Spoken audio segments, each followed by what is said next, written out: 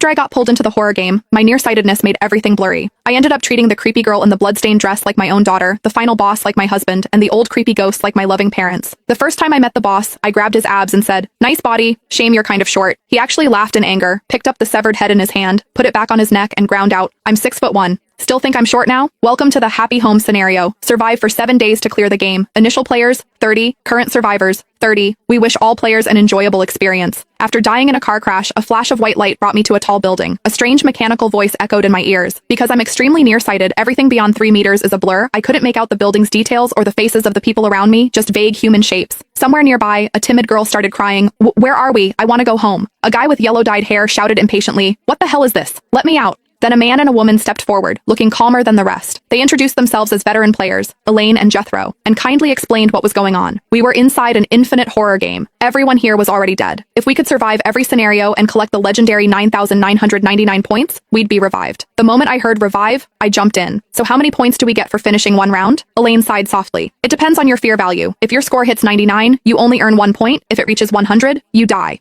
As the name suggests, the fear value measures how scared you get. Experienced players usually manage to keep it under 60. Newbies like us, though, usually don't get that lucky. I rubbed my chin and asked, "Then what if someone clears it with 0 fear value? Would that mean 100 points?" The moment those words left my mouth, my entire feed was broadcast to a live audience. The chat instantly lit up with mocking comments. Before long, it was time to choose rooms. Elaine explained that while no one had ever cleared this scenario, past players had figured out a few things. The building had 30 floors, 1 apartment per floor, and only 1 player could stay in each. Happy home, she continued, was actually a role-playing horror scenario. Each apartment housed strange entities that would act as your family or loved ones. So 7 days of living together with them, there was no way your fear value wouldn't spike. Before she could finish, Jethro grabbed her hand and quickly chose the first and second floors. Seeing that, the rest of the players caught on fast. Everyone scrambled to claim the lowest floors. Because I couldn't see clearly, I couldn't outrun anyone, so I had to wait until everyone else picked their rooms. In the end, only the 30th floor was left for me. Since I was practically blind, the live chat went off again. "She's so dead. Everyone knows the higher the floor, the stronger the boss. Especially the 30th floor, it's all top-level bosses. They call it the House of Death." When I reached the 30th floor, I looked around. Honestly, it didn't seem that different from a normal apartment. The only differences were the stronger smell of blood, the red walls, the cold air, and the dim lights. Besides, it was a huge apartment, and supposedly, the family I'd always dreamed of having was waiting inside. You have to understand, in real life, I'm not only severely nearsighted, but also an orphan and broke on top of that. I walked straight to the door, raised my hand, banged on it hard, and yelled, "Open up! Baby, I'm home! If you don't open the door, I'm gonna starve to death out here." The live chat exploded, but they just didn't get how my brain worked. If this was a role-playing scenario, and the goal was to live as family, then the key was to act natural. Who on earth comes home and politely knocks, saying, "Excuse me, is anyone home? Could you please open the door?" After a moment, the door creaked open. A chill swept over me, and I let out a relaxed sigh. Wow, free air conditioning. Perfect for summer. When I looked down, I saw a small